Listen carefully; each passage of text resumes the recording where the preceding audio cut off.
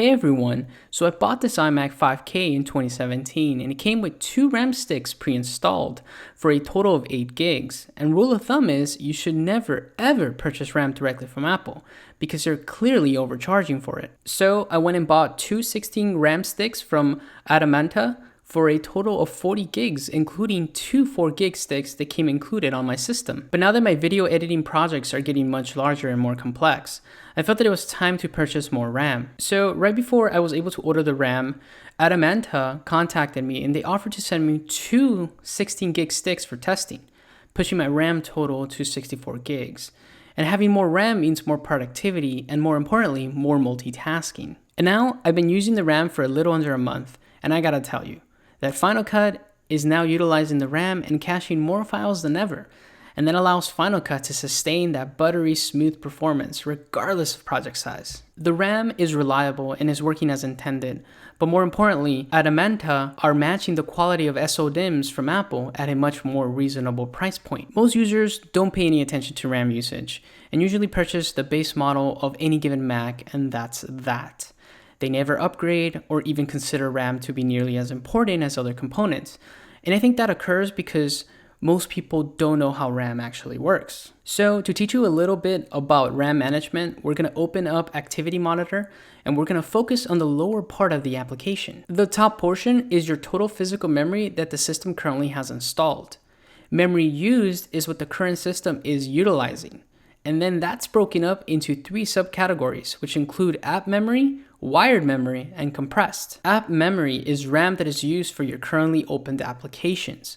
Wired memory is what the machine needs to boot without you opening anything. And compressed is when the system is running out of physical memory, so it has to compress current used memory to free up RAM resources.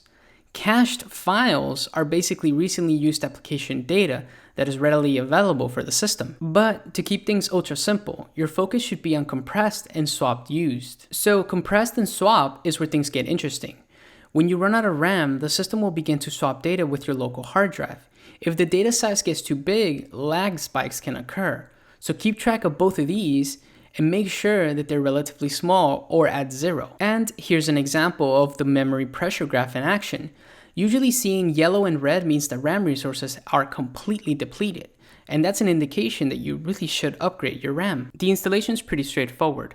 Remove the power cord and using a pen or a key, press on the button, and that opens the RAM door. Then push the levers outward to release the memory cage.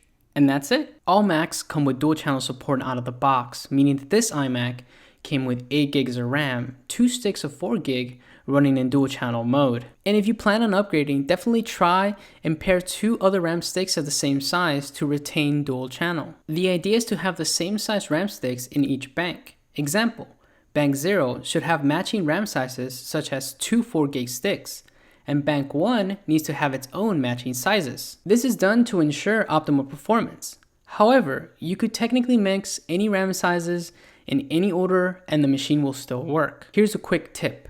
You can check the memory banks in About This Mac, System Report, and Memory. Just make sure that the memory banks are the same and you should be set. So even before Adamanta decided to contact me, I was already a huge supporter as they provide quality, reliable SODIMMs for an affordable price point.